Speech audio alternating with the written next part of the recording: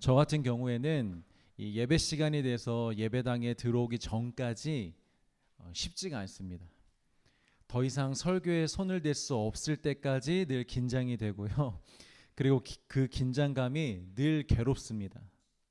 그런데 항상 예배의 첫 찬양을 드리는 그 순간에 신기하게도 제 마음의 괴로움이 마치 팽팽한 줄이 탁 팡 하고 잘라지듯이 끊어지듯이 말씀에 대한 부담감도 이 찬양과 함께 탁 끊어지더라고요.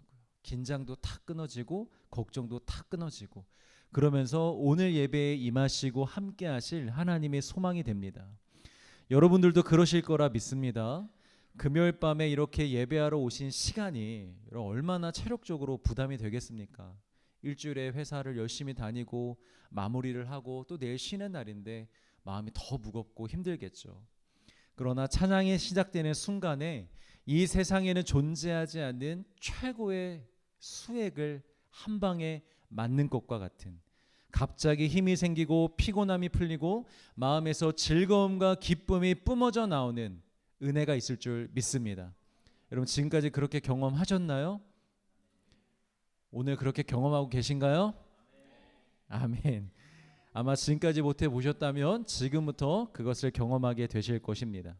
찬양뿐만이 아닙니다. 말씀이 시작되고 이 말씀이 우리의 귀로 들어와 우리의 심령에 내려앉기 시작할 때 메말라 있던 우리의 영혼에 단비가 내리며 젖어들게 될 줄 믿습니다. 또한 서서히 물이 차오를 거고요. 그리고 기도의 때쯤, 기도가 끝날 때쯤에는 그 물이 흐르는 강물로 변해 있을 것입니다. 아멘 하시고 믿음으로 받으시는 분들에게는 그대로 될지어다. 한 번 더 기회를 줄 때 아멘 하는 사람들도 그대로 될지어다. 여러분 우리 금요철화는 좀 약간 부흥회식으로 갑시다. 저도 좀 더 힘내고 또 막 이렇게 좀 자유롭게 하고 여러분들도 조금 평소와는 다르게 힘내서 아멘도 하시고 하시길 바랍니다. 한 달에 한 번 이렇게 힘들게 와놓고 왜 이렇게 우리 이렇게 힘없이 이렇게 예배 드리다 가면 무슨 의미가 있겠어요? 우리 같이 힘내 봅시다. 자, 예배 시간에 왜 우리가 그런 경험을 할 수 있느냐? 그리스도인들이 세상 사람들과 크게 구별되는 것 중에 하나가 바로 예배이기 때문입니다. 우리 지난주 수요 예배 때 나눴던 다름이 거룩이고 거룩이 능력이다라는 말씀을 기억하십니까? 분명 예배는 세상 사람들이 할 수 없는 것입니다. 우리만 할 수 있는 우리만의 다름입니다. 그래서 예배가 능력인 거예요, 여러분. 다르기 때문에. 세상 사람들은 할 수 없기 때문에 예배가 능력인 것입니다. 주변을 보면요, 세상 사람들이 기독교의 사랑, 헌신, 희생 정신에 때로는 감동을 받아요. 야, 기독교인들 대단하다 하고 칭찬도 합니다. 또 공감도 합니다. 그리고 때로는 기독교 행사에 함께 참여하기도 하고요.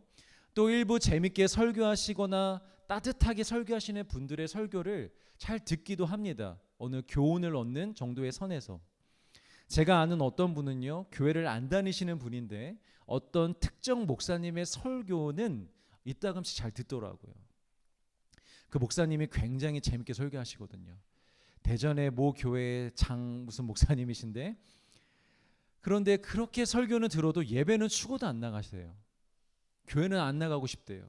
예배는 안 드리고 싶대요. 이분만 그런 것은 아닙니다. 대부분의 세상 사람들이 기독교 컨텐츠들을 일부 소비하기는 하지만 예배는 드리기는 어려워합니다. 왜 그런 줄 아십니까? 예배는 단순한 컨텐츠 소비로 할 수 있는 게 아니기 때문입니다. 일단 시간을 내야죠. 마음을 드리고 참여해야 되는 것이기 때문이죠. 또 영적으로 보자면 하나님과 교제하는 시간이고 만나는 시간이기 때문입니다. 세상 사람들은 시간과 마음을 하나님께 드릴 수 없습니다. 그리고 참여하는 것은 더더욱 어렵고요. 참여하더라도 하나님을 느끼거나 만날 수가 없습니다. 그래서 여러분 예배가 우리들의 특권인 것입니다. 믿는 사람들만 참여할 수 있고 믿는 사람들만 누릴 수 있는 거잖아요. 세상 사람들은 하고 싶어도 하지도 할 수 없는 이 예배, 그 예배를 피곤하지만 우리가 결단하여 이렇게 나와 예배를 드릴 때에 그 다름 위에 하나님의 능력이 부어질 줄 믿습니다. 그것이 거룩이기 때문에. 할렐루야. 자, 오늘도 이 세상과의 다름에 대해서 조금 더 우리가 얘기를 해보려고 합니다. 오늘 본문은 그 유명한 예수님의 산상수훈입니다. 가장 처음에 등장하는 팔복에 대한 말씀을 우리가 나눌 건데요. 어떤 목사님이 이 산상수훈을 주제로 강해를 하시면서 그 제목을 이렇게 붙이셨더라고요. 제발 좀 다르게 살아라. 이 산상수훈의 전체적인 주제가 무엇이냐? 예수님의 의도가 무엇이냐? 제발 다르게 좀 살아라 라고 말씀하시는 게 이 산상수훈의 말씀이라는 거예요. 세상 사람들은 누룩과 같이 삽니다. 누룩과 같은 게 뭐예요? 죄를 퍼뜨리면서 삽니다. 또 너희도 지금까지 그렇게 살아왔지만 이제는 누룩과 같이 살지 말고 소금과 빛처럼 살라고 명령하시는 거예요. 자, 또 이전에는 살인을 하지 말라고 했더니 살인은 안 하는데 그렇게 서로 미워하며 살지 않았느냐. 그런데 이제는 너희 형제에게 노하는 것조차도 하지 말아라. 다르게 살아라. 세상 사람들과도 다르고 지금까지 살아왔던 너희들의 삶과도 다르게 이제는 형제들에게 노하지 마. 분노하지 마. 라고 명령하시는 거예요. 또 눈에는 눈, 이에는 이, 당한 대로 되돌려주며 살아왔지만 이제는 그렇게 살지 말고 당하면 당하는 대로 그냥 당하고 오른뺨을 때리면 쌍뺨을 때리지 말고 왼뺨도 대라고 그렇게 말씀하시고 있고, 또 다른 사람들은 자신보다 상대의 잘못을 더 크게 보고 비판하기에 바쁘지만 이제 너희는 너희들의 연약함을 먼저 보고 다른 사람들을 비판하지 말라고 등등. 세상 사람들과도 다르고 또 지금까지의 우리가 살아왔던 삶과도 다른 그런 다른 삶을 살라고 말씀하시는 것입니다. 그것이 진짜 구원받은 자의 모습이고 그것이 진짜 생명을 얻은 자의 삶입니다. 그리고 그것이 진짜 그리스도인들의 능력이라는 것입니다. 열심히 기도해서 형통하고 성공적인 삶을 사는 것이 그리스도인들의 능력이 아니고요. 말씀을 근거로 다르게 사는 삶 그 자체가 그리스도인의 능력인 것입니다.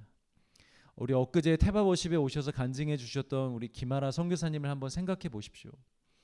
그분이 신앙의 능력이 없고 기도가 부족해서 그렇게 고난이 많은 험한 인생을 살아오신 게 아닙니다. 오히려 그런 삶 속에서도 충만하고도 넘치는 믿음의 능력이 있었기 때문에 그 능력으로 다른 삶을 선택하고 다른 인생을 살아오신 것입니다.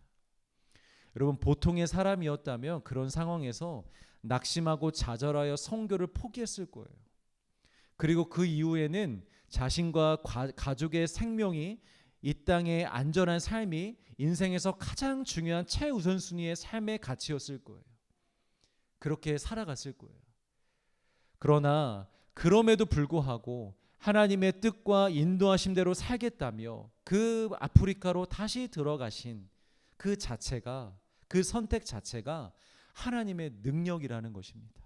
하나님의 능력이 있었기 때문에 그런 선택을 할 수 있었다라는 거죠. 그리고 여러분, 성경의 모든 사람들의 이야기도 다 이런 이야기입니다. 그들에게 임한 수많은 기적보다 더 큰 능력은 그들이 하나님의 명령과 뜻을 따라 다른 사람들과는 다른 선택을 하며 살 수 있었던 것, 그것이 그들에게 능력이었다라는 것입니다. 여러분, 이 세상에는 대세라는 것이 존재합니다. 다수가 가는 대로 따라가는 거죠. 그래서 사회, 정치, 문화적으로요, 이 대세의 흐름을 잡기 위한 싸움이 매우 치열합니다. 왜냐? 대세를 잡아야 자신의 뜻을 이룰 수 있기 때문입니다. 성공할 수 있기 때문이죠. 그런데 여러분, 왜 사람들은 이렇게 대세를 따라 사는 것에 익숙할까요? 왜 대세를 따라 삶을 살아갈까요? 그렇게 사는 것이 좀 더 편하고 안전하고 쉽다고 생각하기 때문입니다. 틀린 말은 아니죠, 여러분. 대세를 따르는 것이 분명 더 안전하고 쉽고 편한 것은 맞습니다. 의견이 달라 크게 부딪힐 일도 없잖아요, 일단. 그리고 소외될 일도 없고, 또한 중요한 책임을 지지 않아도 되고, 또 많은 사람들이 있으니, 또 같은 길을 가는 사람들이 있으니 쉽게 도움도 받을 수 있기 때문이겠죠. 그러나 여러분, 우리에게 안정과 편안함보다 더 중요한 가치가 있습니다. 그것이 무엇이냐면 오름입니다. 우리는 안전한 길을 가는 것이 아니라 옳은 길을 가야 됩니다. 편안한 방법보다 옳은 방법을 선택해야 한다라는 것이죠. 성경에는 오름이 아니라 대세를 따라갔다가 망한 사람들의 이야기가 대세를 이룹니다. 대부분이 그렇습니다. 보면은 결국에는 다 대세를 따라가다가 망하는 거예요. 사사시대의 이스라엘 백성들이 왕을 요구하죠. 왠 줄 아세요? 그 당시 세상의 대세가, 트렌드가 그거였기 때문이에요. 사람이 왕이 되어 나라를 다스리는 것이 그때 당시에 전 세계의 모든 민족의 대세였기 때문입니다. 어떤 나라도 신을 왕으로 모시면서 그 신이 직접 나라를 통치하도록 한 나라는 없습니다. 현실적으로도 불가능하죠. 왜요? 그 신들은 다 가짜잖아요. 그 신들은 말할 수가 없어요. 명령할 수가 없어요. 통치할 수가 없어요. 그저 사람들이 제사만 드릴 수 있을 뿐이에요. 그러니까 신들에게 통치를 받을 수 없어요. 그러나 이스라엘은 달랐죠. 하나님은 살아계신 분이십니다. 유일한 신이십니다. 직접적인 통치가 가능합니다. 여러분 믿으세요, 여러분. 하나님은 지금도 여러분들을 통치할 수 있으십니다. 통치하시는 분이십니다. 인간에게 직접 말씀하시고 법도 주시고 또 실제로 역사에 개입하시고 일하시면서 그들을 통치하셨습니다. 그리고 하나님은 그것이 옳은 것이라고 하셨습니다. 너희들은 다른 나라 보지 마. 다른 나라 따라가지 마. 너희들의 왕은 나야. 내가 너희들을 통치하고 다스릴 거야. 그렇게 살면 돼. 라고 말씀하셨다라는 거예요. 그런데 그 당시 주변의 나라들은 전부 대세가 무엇이었냐면 인간이 왕이 되는 거였어요. 우리 말씀을 찾아봅시다. 사무엘상 8장 5절 시작.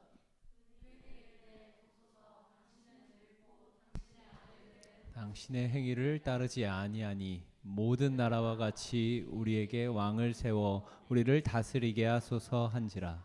당시에 제사장과 제사장의 아들들이 다 타락하는 바람에 백성들도 이 문제 의식을 느끼게 된 거예요. 야, 이 나라 큰일 났다. 이거 어떡하냐. 문제가 생긴 거죠. 그런데 그 해결 방법으로 그들이 택한 것이 뭐예요? 하나님께 도움을 구한 것이 아니라 대세를 따르겠다라는 거예요. 하나님, 우리 빼고 다 왕을 세웠습니다. 우리도 좀 그렇게 해주십시오. 우리에게도 좀 제사장 말고 왕을 세워달라고 요구를 하고 있는 것입니다. 그런데 그렇게 대세를 따른 결과가 무엇입니까? 멸망입니다. 초반에는 잠깐 좋은 것처럼 보이지만 그렇게 해서 세워진 왕들이 대부분 자신들의 배를 채우기 위하여 백성들을 다 종으로 부려먹고 또한 우상 숭배를 들여와서 영적으로 타락하게 하고 결국에는 이스라엘이 바벨론에 의해서 아수르에서 멸망하도록 그 주요 범죄자들이 누굽니까? 왕들이었습니다. 그리고 여러분 출애굽 이전에 출애굽의 역사에서도 항상 이 대세가 문제였어요. 민수기 16장에 보면 레위인 고라와 그의 자손들이 모세와 아론의 지도력을 따르지 않고 반기를 드는데 사람들이 이 대세를 다 따릅니다. 뭐야, 지금 우리 이런 의견이 있어? 모세가 별로래? 아론이 지금 잘못하고 있대? 야, 그러면 우리 또 같이 반기 들자 하면서 그 일에 많은 사람들이 동참한 거예요. 반기를 든 거예요. 어떻게 됐을까요? 땅이 갈라져 그 땅 속으로 들어가 죽은 사람들이 수천 명입니다. 그리고 우리가 자주 예를 드는데 아담과 하와, 그동안은 주로 하와 입장에서 봤는데 오늘은 특별히 아담의 입장에서 생각해 봅시다. 하와는 뱀과 직접 대화를 하다가 속아 넘어갔다고 칩시다. 그런데 아담은 도대체 왜 먹은 걸까요? 하와처럼 뱀하고 대화를 나눈 것도 아니고 무엇보다 성경의 이 순서를 보면요, 선악과를 먹지 말라는 명령을 하나님이 아담에게 하신 다음에 그 다음에 하와가 창조가 돼요. 성경이 꼭 시간 순서대로 쓰여진 것은 아니지만 성경의 시간을 근거로 추측해 볼 수 있는 것은 아담은 하나님으로부터 직접 명령을 들었던 것이고 아마 하와는 아담에게 그 말을 들었던 것 같아요. 하나님이 선악과를 먹지 말라고 하셨어. 저 선악과를 먹으면 우리가 죽을 수도 있대. 죽을 수도 있대가 아니라 우리가 죽는데 라고 분명히 이렇게 말을 전했던 것 같아요. 만약에 그게 아니더라도 어쨌든 하와는 확실하지 않더라도 아담은 분명히 하나님께 직접 들은 것이 맞습니다. 그런데 선악과를 왜 한 번의 저항도 없이 그렇게 맛있게 잡수셨을까요? 우리 아담 조상님이. 당시의 에덴이라는 사회의 대세가 그거였기 때문이에요. 눈에 보이지 않는 하나님은 제외합시다.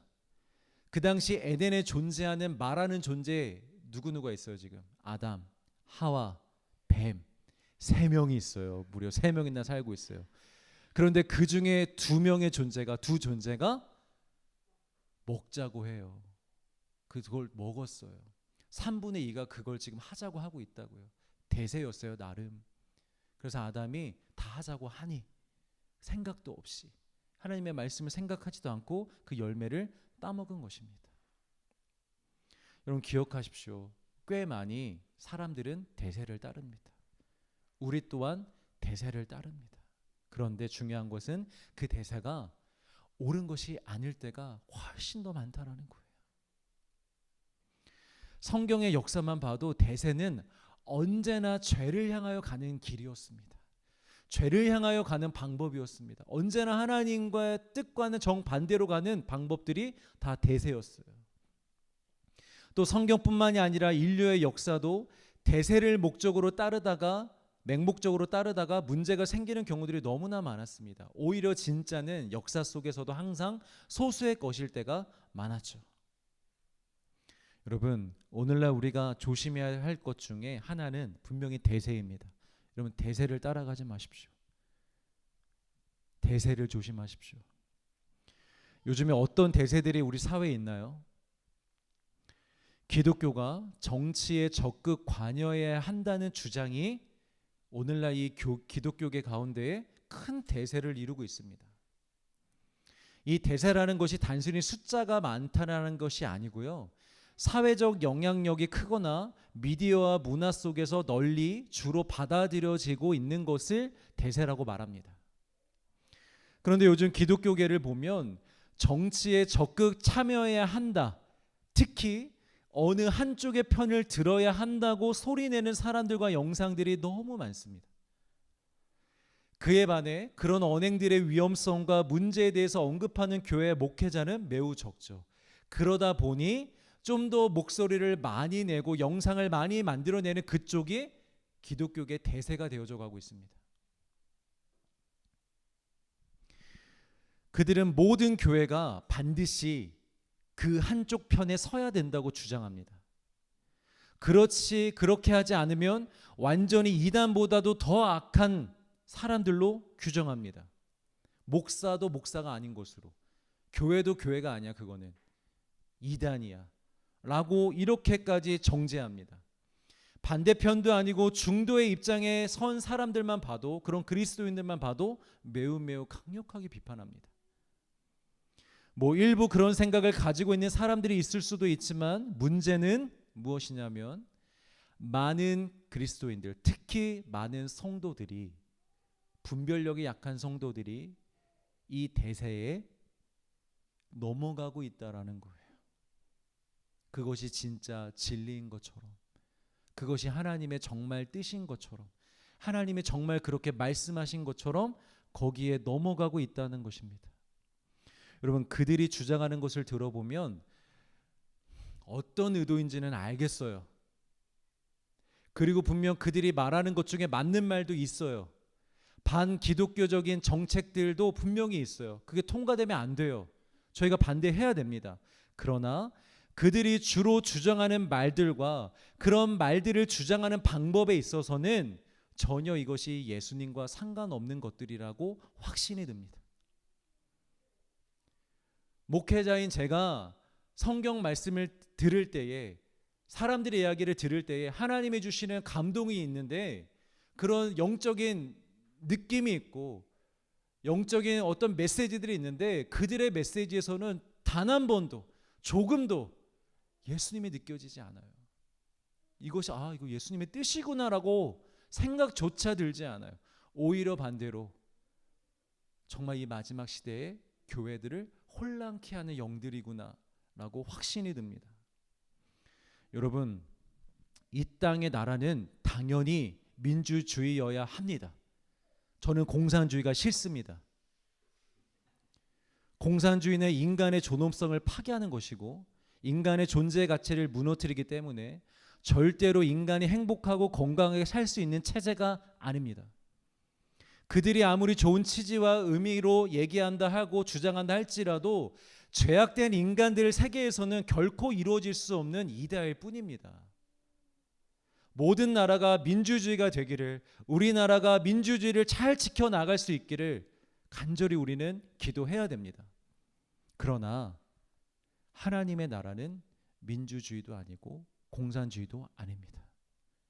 하나님의 나라는 오직 하나님이 다스리시고 통치하시는 나라입니다. 그래서 공산주의 국가인 북한과 중국에서 지금도 인간의 존엄성이 파괴되어지고 있는 그곳에서도 하나님의 나라가 세워져 가고 있어요, 여러분. 하나님의 나라는 공산주의도 아니고 민주주의도 아니기 때문에 하나님께서 다스리시는 나라이기 때문에 민주주의 안에서도 지금 교회가 세워져 가고 있는 것이고 하나님의 나라가 세워져 가고 있는 것이고 공산주의 안에서도 하나님의 나라가 분명히 세워져 가고 있다라는 것입니다. 오히려 여러분 그런 말 들어보셨죠?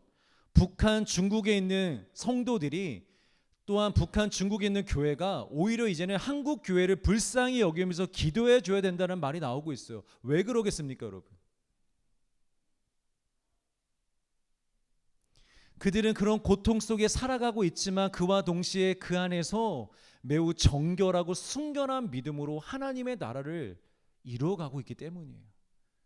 그런데 한국 교회는 민주주의라는 자본주의라는 안전한 사회 안에 살아가고 있음에도 불구하고 오히려 그런 안정과 평안 때문에 스스로 정결해지지 못하고 순결해지지 못하고 돈을 쫓아가고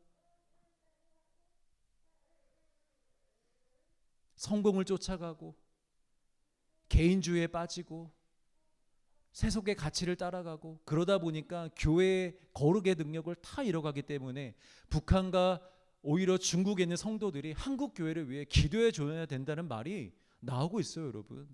이게 괜히 있는 말이 아닙니다.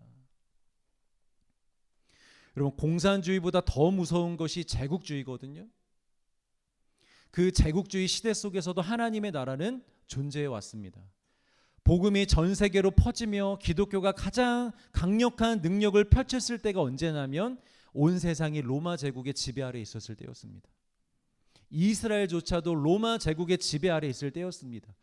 그때 복음이 가장 강력하게 전 세상으로 퍼져나갔습니다. 저는 지금 정치 이야기를 하는 것이 아닙니다, 여러분. 하나님 나라 이야기를 하는 것입니다. 다시 한번 말씀드리지만 민주주의 지켜야 됩니다. 우리 기도합시다. 그러나 하나님의 나라 이퀄 민주주의라는 주장으로 정치적으로 생각이 조금 다른 사람들을 향하여 거짓 목사, 거짓 성도라고 정죄하는 것은 분명히 잘못된 것입니다. 그거는 사탄에 놀아나는 것이고 악한 영들에게 놀아나는 것입니다. 교회를 분열시키는 거예요.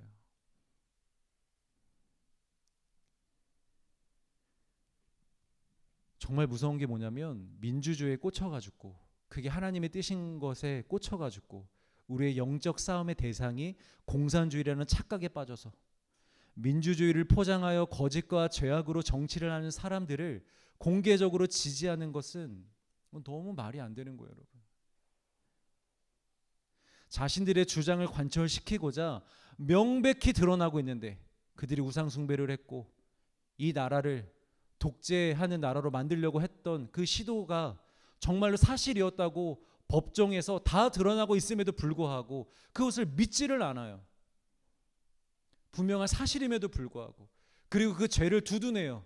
잘한 것이라고. 그들이 그렇게 안 했으면 공산주의가 왔을 거라고.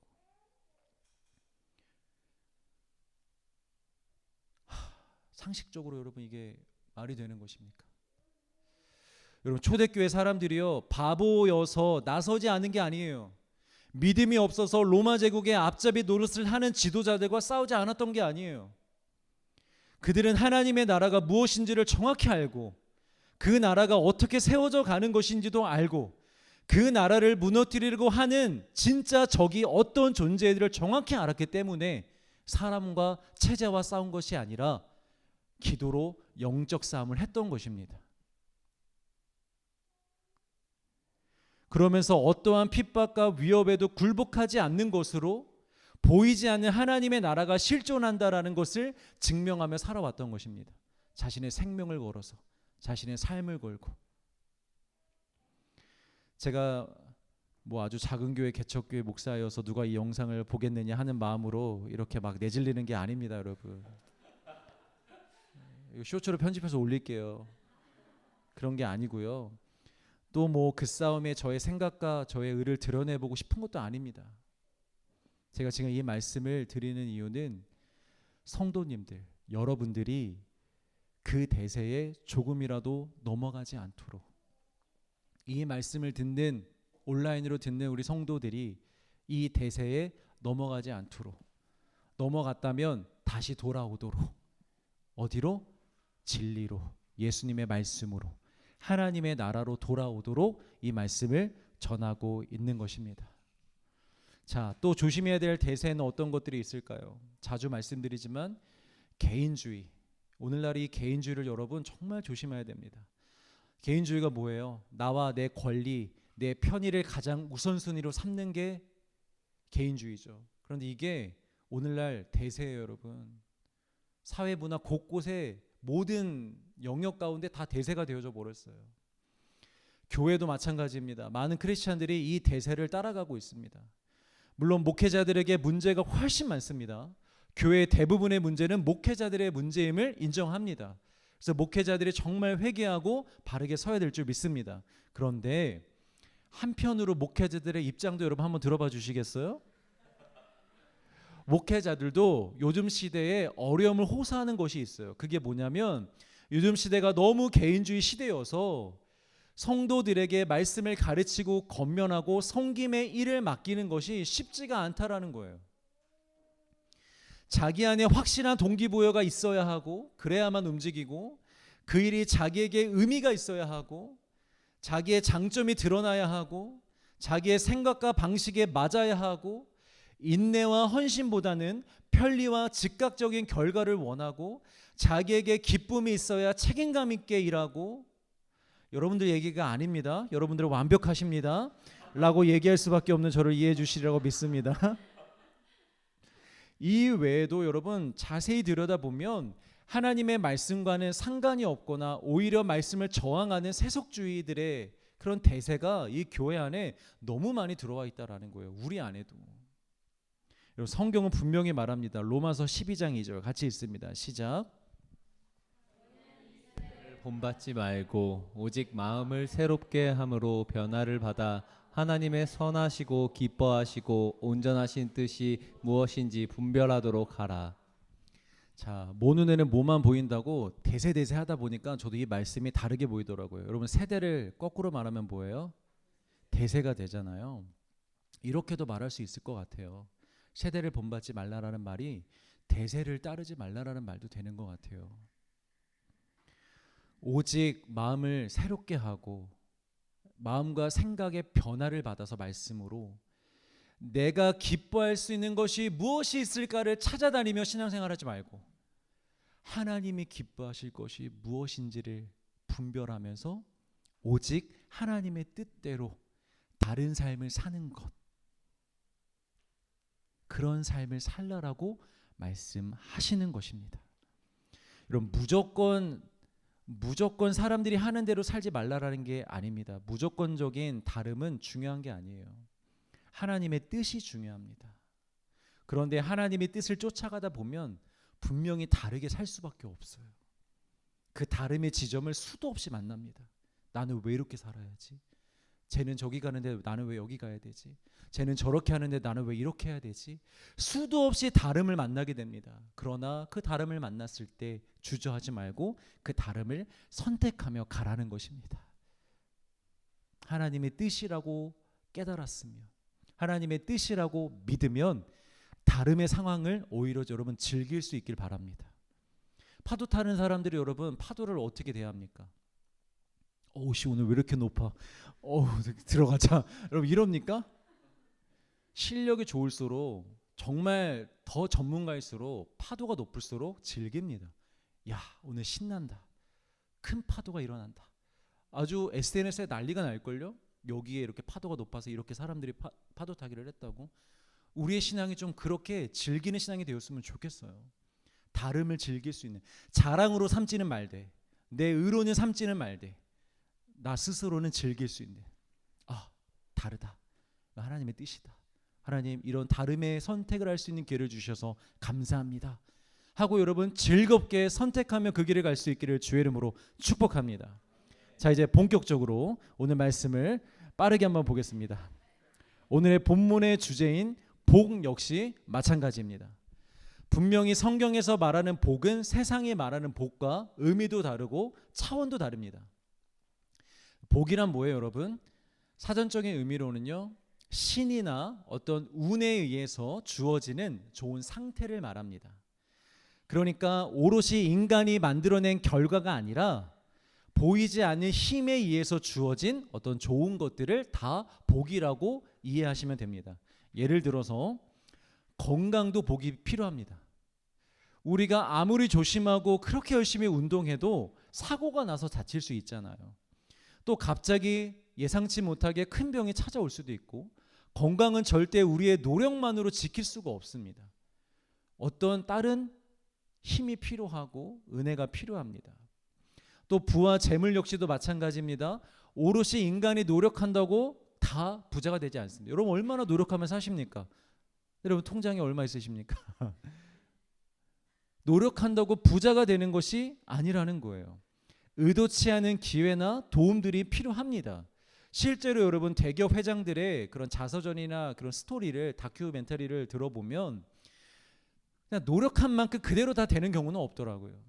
정말 어떤 좋은 기회들, 또 누군가의 도움들, 이런 것들이 모이고 쌓여가다 보니까, 물론 굉장히 노력했죠, 그분들이. 근데 도움도 분명히 있었다라는 것이죠. 또 인간의 관계 역시 마찬가지입니다. 내가 노력한다고 다 내 사람이 되지는 않습니다. 모든 사람과 더불어 화목할 수 없습니다. 여기에도 복이 필요합니다. 인복이라 그러잖아요. 저는 인복이 참 많은 사람입니다.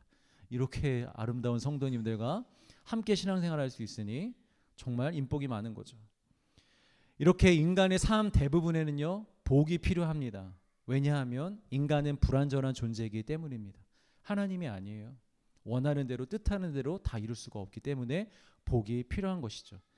하나님도 그것을 아시기 때문에 아담과 하와를 창조하시기 전과 후에 그들에게 복을 주십니다.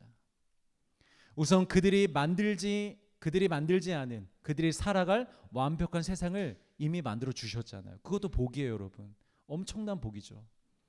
그리고 그 후에는 이런 복을 주셨습니다. 창세기 1장 28절 시작. 하나님이 그들에게 복을 주시며 하나님이 그들에게 이르시되 생육하고 번성하여 땅에 충만하라. 땅을 정복하라. 바다의 물고기와 하늘의 새와 땅에 움직이는 모든 생물을 다스리라 하시니라. 여러분, 사람이 생육하고 번성하는 일, 이것도 신의 영역이라는 걸 여러분 아십니까? 이건 자연의 영역이 아닙니다. 저희 가정이 이한이를 낳기까지 여러 어려움들이 있었습니다. 한 2년 정도. 그래서 병원에 참 많이 다녔었는데요. 그 시간들을 통하여 정말 깊이 깨달은 것이 있습니다. 생명의 주관자는 하나님이시구나. 그리고 또 얼마나 많은 부부들이 요즘에 이 저희와 같은 문제로 고통하고 있으며 얼마나 간절한지도 보았습니다. 사람의 노력만으로 안 되더라고요. 정말 노력하는데 안 되더라고요. 그렇다고 또 어렵지 않게 아이를 갖게 된 경우도 그건 역시도 사람의 힘으로 된 것이 결코 아닙니다. 다 하나님이 복을 주시는 것입니다. 또 사람이 땅을 정복하고 세상을 다스리는 것, 요즘 시대로 표현하자면 우리가 일하고 먹고 살아가는 삶에도 다 복이 필요합니다.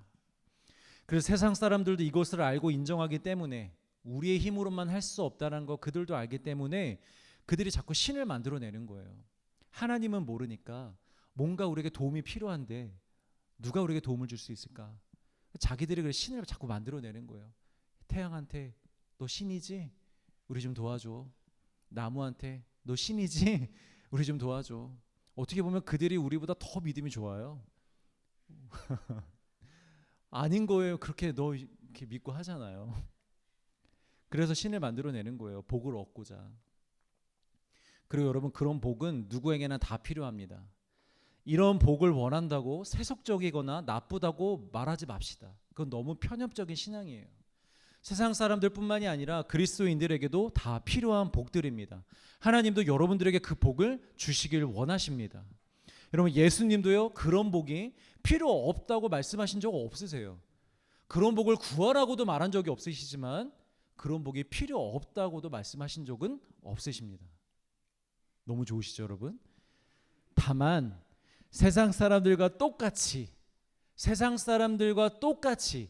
그 복이 전부인 것 마냥, 그 복이 절대적인 것 마냥 거기에 매달려서 그렇게 구하지 말라라는 거예요.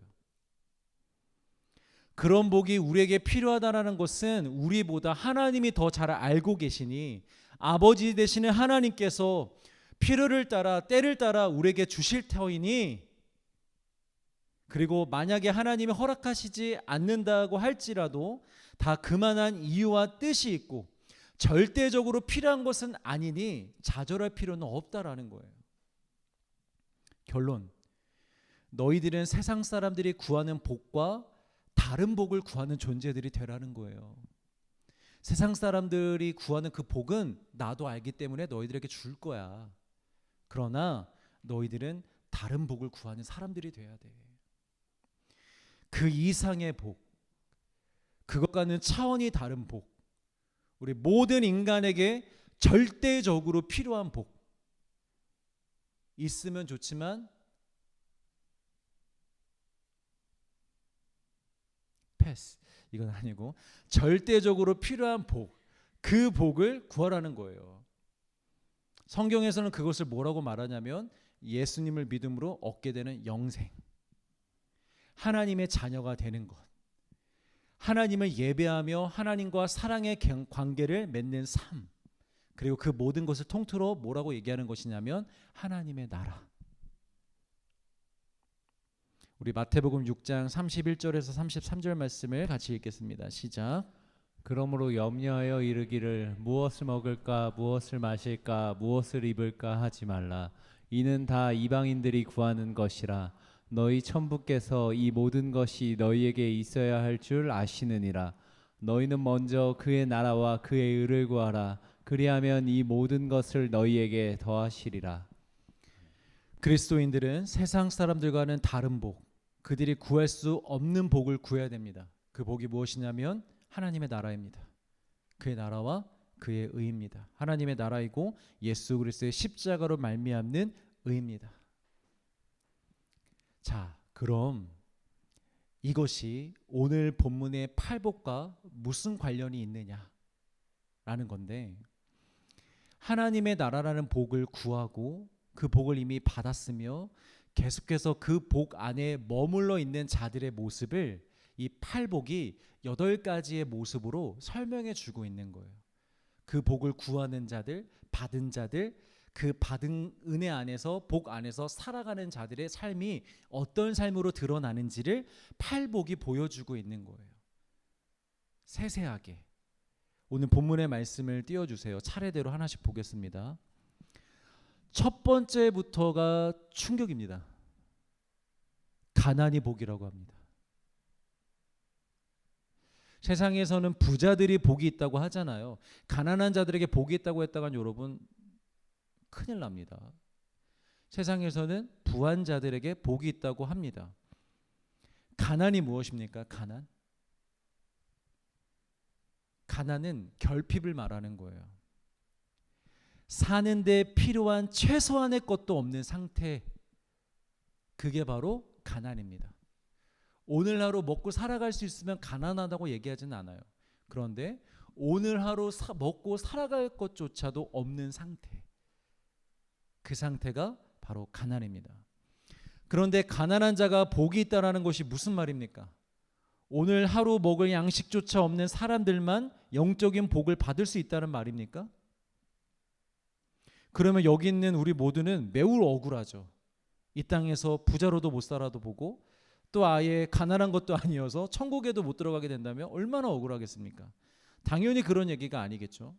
물질적인 가난이 아니라 심령의 가난입니다. 그러니까 무슨 말이냐? 심령이 가난하다는 것이 무슨 말이냐? 심령에 뭐가 없다라는 거예요. 근데 뭐가 없느냐? 천국에 들어갈 수 있는 의의가 하나도 없다라는 거예요. 천국에 들어갈 수 있는, 하나님과 관계할 수 있는 의의를 하나도 가지지 못한 상태, 즉 영적인 파산 상태를 말하는 거예요. 그리고 그것을 깨달은 상태. 내가 없구나. 내가 가진 것이 없구나 라고 깨달은 상태가 바로 심령이 가난한 상태입니다. 이런 사람들은 어떤 고백이 나오느냐? 이런 고백이 나오는 거예요. 주님, 저는 죄인입니다. 저에게는 그 어떤 자격도 선함도 의도 없습니다. 그래서 예수님의 의가 없이는 저는 살 수 없습니다. 하나님의 나라에 들어갈 수 없습니다. 라고 고백하는 자들이 심령이 가난한 자들입니다. 내게 아무것도 없음을 고백하는 자들. 그렇게 고백하는 자들만이 천국을 소유할 수 있습니다. 왜냐? 내 안에 비어져 있는 것을 인정해야 예수님의 의로 채울 수 있기 때문이에요. 달라고 할 수 있기 때문이에요. 여러분, 부자들이 천국에 가기 어렵다는 말이 1차적으로는 돈이 많으면 예수님과 은혜의 필요성을 잘 못 느끼기 때문에 예수님을 잘 따르지 않아서 천국에 들어가기 어렵다는 말이기도 하지만, 예수님이 이 말씀을 하시는 궁극적인 핵심은 무엇이냐면 그런 돈이 많은 사람이 아니라 이 심령의 부자들을 말하는 거예요. 자기의 의를 가지고 있는 사람들, 그리고 그 의를 내세우는 사람들, 종교 지도자들, 그런 사람들이 이미 그 안에 자기 의로 가득하기 때문에 예수님의 의가 들어갈 수가 없는 거예요. 그러니까 천국을 소유할 수가 없죠. 가질 수가 없죠. 이것을 가장 잘 보여주는 사례가 바리새인과 세리의 기도이죠. 바리새인은 뭐라고 기도합니까? 저는 저 사람들과 같지 않음에 감사합니다. 되게 웃긴 말이에요. 저는 매우 절대된 삶을 살고 있고 일주일에 2번씩 금식도 하고 소득의 11조도 정확히 드리고 있습니다. 그 누구보다도 다른 삶을 살고 있습니다. 이렇게 하나님 앞에서 자기가 행한 일을 자랑하며 내세우고 있는 거예요. 성경은 이게 자기 의라고 말합니다. 내 행동을 자랑하고 내세우는 거. 내가 이래서 괜찮은 사람이야. 내가 이래서 자격이 되는 거야. 라고 하는 게 다 자기 의가 되는 거예요. 그러나 한쪽에서 세리는 어떻게 기도합니까? 눈을 들어 하늘을 쳐다보지도 못해요. 하나님을. 고개를 숙이고 가슴을 치면서 자기를 불쌍히 여겨달라고 기도합니다. 여러분, 생각해 보십시오. 정말 바리새인은 회개할 것이 하나도 없고 이 세리는 회개할 것만 있었기 때문에 이들이 이렇게 기도했을까요? 아닙니다, 여러분. 그 두 사람은 똑같은 형편, 똑같은 처지에 있던 똑같은 죄인입니다. 둘 다 그렇게 기도해야 됐습니다. 주님, 저에게는 자격이 없습니다. 저는 죄인입니다. 나를 불쌍히 여겨 주시옵소서. 둘 다 그렇게 기도했어야 됐습니다. 그러나 신앙생활을 잘한 것처럼 보이는 그 바리새인은 결국 천국을 들어가지 못했고 죄인이라 여겨졌던 그 세리가 천국에 들어가게 된 것입니다. 여러분, 우리와 상관없는 이야기가 아닙니다. 이것은 사실은 우리에게도 매우 두려운 이야기로 들려야 됩니다. 우리도 얼마든지 자기 의에 부자가 될 수 있습니다. 남들보다 더 열심히 신앙생활하는 것, 더 헌신하는 것, 더 기도하는 것, 더 헌금하는 것, 그 자체가 나쁜 거 아니잖아요, 여러분. 너무 귀한 거잖아요. 그런데 기껏 그렇게 잘 해놓고도 그것으로 나의 자랑 삼고 하나님과 사람들 앞에서 내세우려고 하는 순간 그게 우리의 의가 돼버리는 거예요. 그리고 그게 우리의 의가 돼버리는 순간 하나님의 의가, 예수님의 의가 우리 가운데 머물 수가 없습니다. 여러분, 사랑하는 성도 여러분, 날마다 가난한 심령으로 하나님 앞에 서는 자들 되시길 주의 이름으로 축복합니다. 우리의 의를 내세우지 말고, 우리의 행함을 내세우지 말고, 언제나 우리가 어떤 헌신을 했든, 어떤 희생을 하고 어떤 삶을 살아가든 하나님, 나는 자격이 없습니다. 나는 오직 예수님의 의로 살 수 있습니다. 나를 오늘도 긍휼히 여겨 주시옵소서 라고 고백할 수 있는 것, 여러분, 그게 진짜 복이라는 거예요. 그렇게 고백할 수 있는 사람들이. 자, 그리고 이어지는 팔복이 여러분, 사실은 다 연결되는 복입니다. 각자 도생이 아니고요, 잘 연결이 됩니다. 한번 재밌으니까 한번 지금부터 시작해 봅시다. 자신의 진짜 형편, 심령이 가난하다라는 것을 깨닫게 된 자는 자동으로 그 다음에 어디로 가냐면 애통으로 가게 되어 있습니다. 애통으로. 왜 그렇습니까? 내 안에 선한 것이 없고 죽을 수밖에 없는 죄인이라는 사실이 발견되었는데 어떻게 애통하지 않을 수 있습니까? 애통할 수밖에 없죠, 여러분. 그러나 이 애통은 절망이 아닙니다. 이 애통이 있어야 하나님의 사랑과 그리스도의 십자가가 그제서야 비로소 우리에게 참 위로로 다가오게 됩니다, 여러분. 애통이 있어야.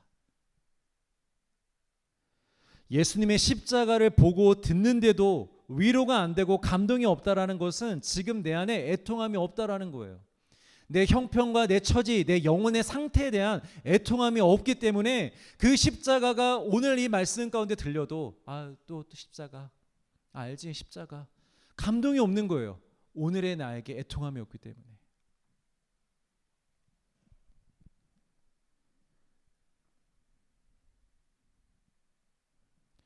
애통하는 심령으로 나아갈 수 있기를 소망합니다.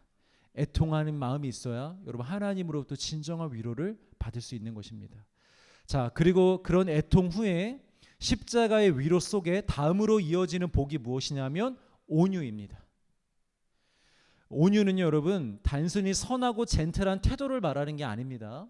아마 들어보셨을 거예요. 이게 어떤 이미지냐면 훈련을 받은 말이 전쟁 중에 자기 멋대로 뛰어다니지 않고 주인의 명령을 기다리고 있는 상태를 말합니다. 즉 주인이신 하나님이 이끄시는 대로 따라가는 삶을 말하는 거예요. 그게 온유입니다.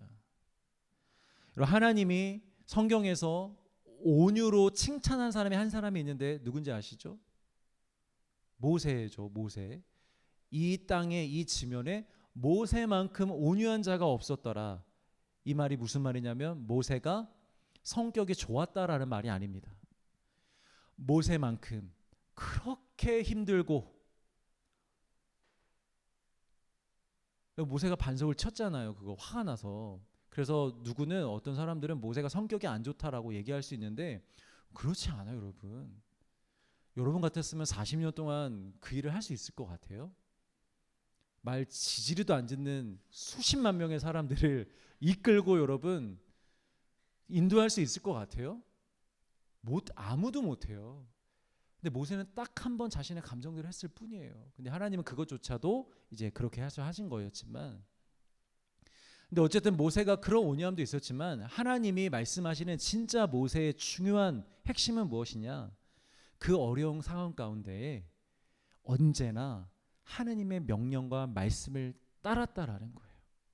자신의 생각대로 살지 않고, 자신의 계획대로 움직이지 않고, 날마다 말씀하여 주시는 하나님의 음성과 하나님의 명령을 따라서 이 이스라엘 백성들을 40년 동안 인도했던 것, 그게 바로 모세의 온유입니다. 여러분, 자신의 진짜 형편을 깨닫고 애통해 하던 자가 예수님으로부터 위로를 받고 생명을 얻었다면 그 사람이 그다음부터 어떻게 변하겠습니까? 또다시 자기 마음대로, 자기 생각대로 자기 의를 쌓아가는 삶을 살아가겠습니까? 그렇게 살아온 삶이 다 죄였다는 것을 깨달은 사람이 다시 그렇게 삶을 살아가겠습니까? 아니에요, 여러분. 위로를 받게 되면 그다음부터는 온유해지는 거예요. 아, 이제는 하나님의 말씀대로 살아야겠구나.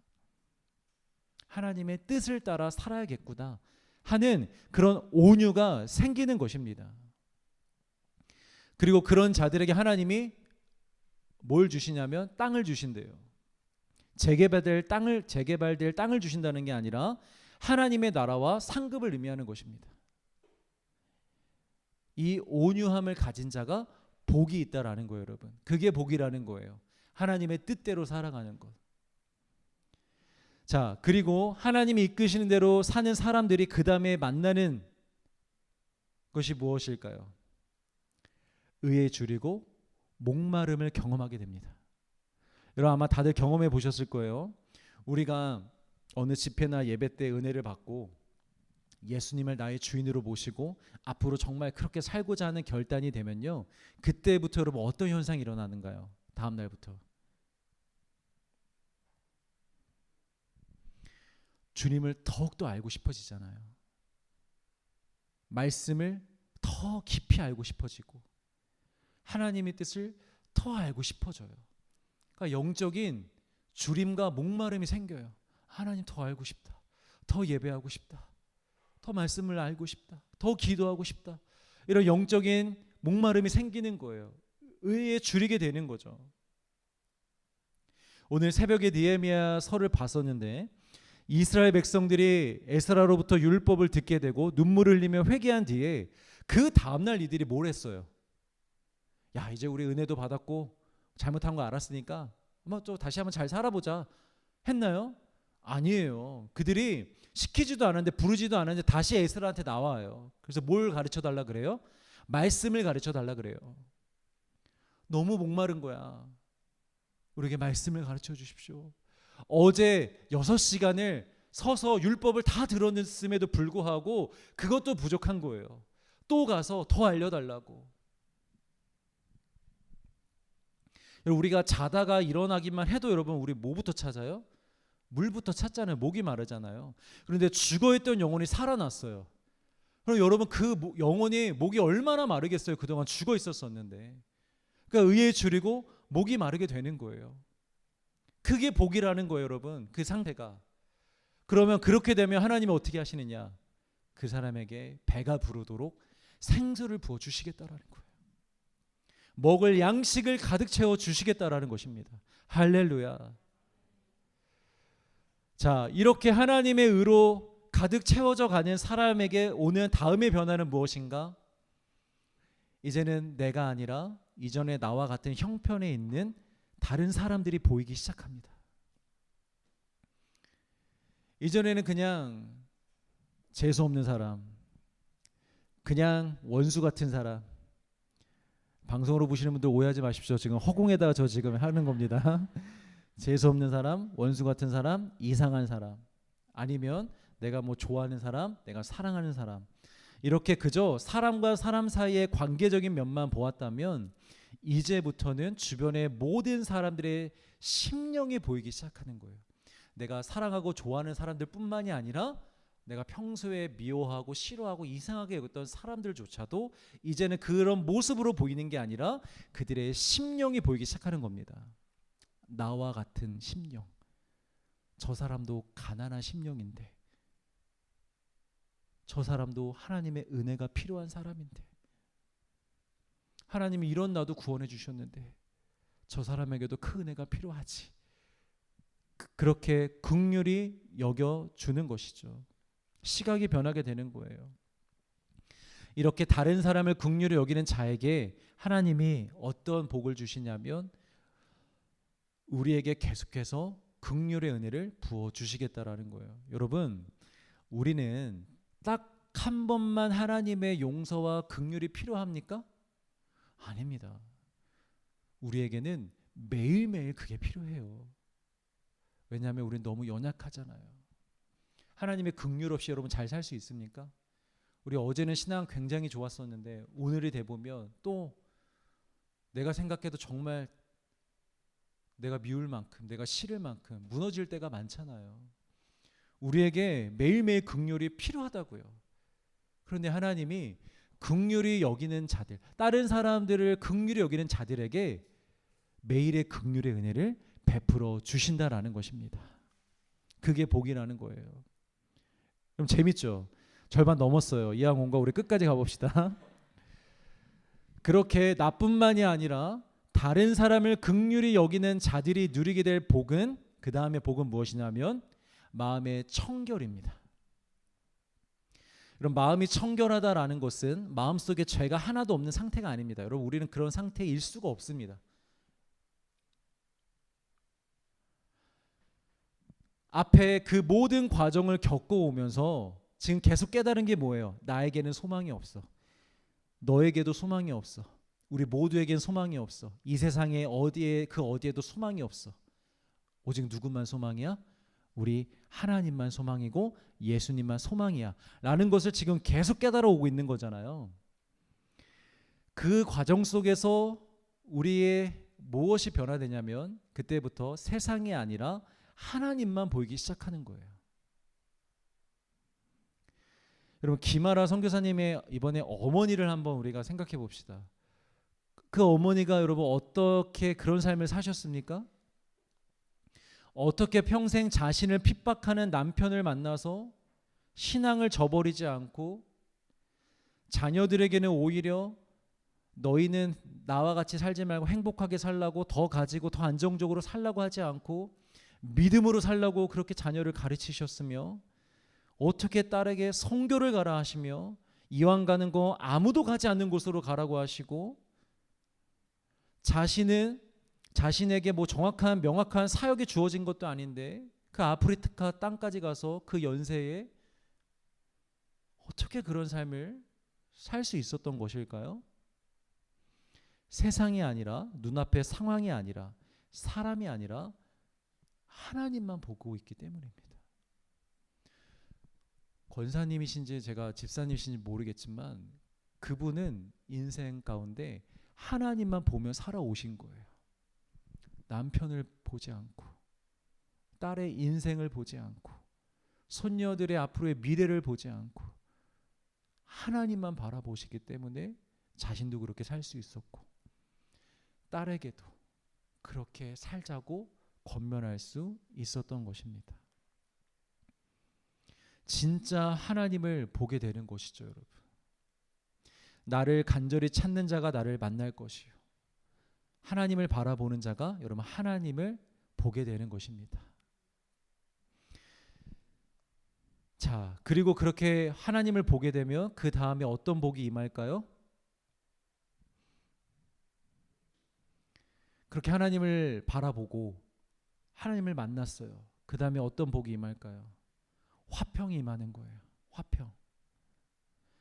마음이 청결한 사람, 그래서 하나님을 보게 된 사람은 하나님과의 관계에서 먼저 화평을 누리게 됩니다. 어떤 고백이 나올 수밖에 없느냐? 다 이루었노라 라는 상태가 됩니다. 내 인생을 향한 모든 갈증과 갈망이 다 해소가 되는 거예요, 여러분. 욥이 그랬잖아요, 여러분. 욥이 내가 귀로만 듣다가 이제는 하나님을 뭐로 본다? 눈으로 본다. 눈으로 이제 봤다라는 거예요. 마음이 청결해지니까, 하나님과의 대화를 통해서 마음이 청결해지니까 이제 그 하나님을 눈으로 볼 수 있게 된 거예요. 이제 다 해결이 됐습니다. 더 이상 욥에 대한, 또 자신에 대한, 인생에 대한 어떠한 의문도 남지 않았습니다. 정말 진리로 완전한 자유를 얻은 자의 모습입니다. 우리가 아까 중간에 다른 사람을 긍휼히 보게 되는 복도 있었지만 여기 화평의 단계까지 오면 단순히 긍휼히 여길 뿐만이 아니라 이제는 어떤 누구와도 복음의 능력으로 화평하게 되는 은혜가 있다라는 거예요. 복음을 미워하여 핍박하는 영적인 공격을 하는 사람들을 제외하고 그 외에 모든 사람들과 화평을 누리는 것은 누릴 수 있게 된다라는 것이죠. 진리로 우리가 정말 자유케 될 때, 하나님과의 화평의 관계가 이루어졌을 때, 그제서야 비로소 우리 인생에 대한 그런 집착이 다 사라지고 의문이 사라지고 사람들이 보이기 시작하고 실제로 그 사람들과 화평의 관계로 나아갈 수 있다라는 것입니다. 그리고 그런 사람들은 어떤 또한 하나님의 은혜를 주시냐면 다른 사람들이 그런 우리를 보면서 아, 네가 진짜 하나님의 아들이구나라고 인정받게 된다라는 것이죠. 자, 이제 마지막입니다.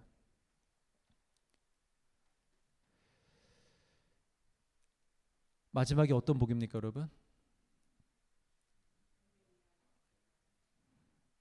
같이 한번 읽어볼까요? 자, 시작. 의를 위하여 박해를 받은 자는 복이 있나니 천국이 그들의 것임이라. 자, 마지막은 어떤 복입니까? 예수를 위하여 남은 인생을 주님께 드리는 인생이 되는 것. 생명을 다해 예수와 복음을 전하다가 욕을 먹고 박해를 당하고 그렇게 예수님이 걸어가셨던 그 길을 이제는 내가 걸어가게 되는 것. 이게 여러분 복의 완성이랍니다.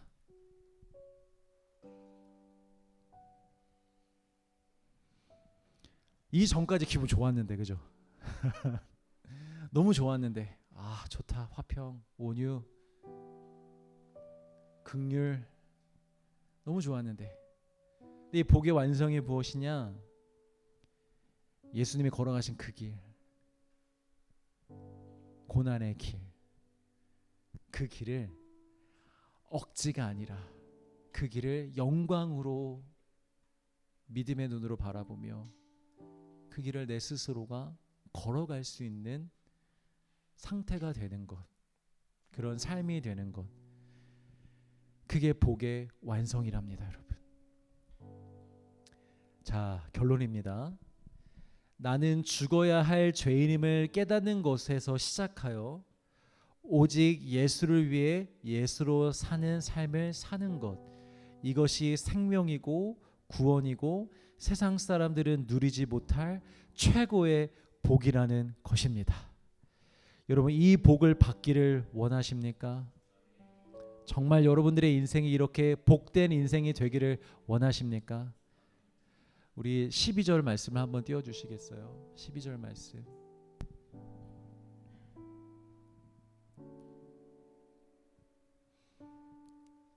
오늘 본문 12절 말씀.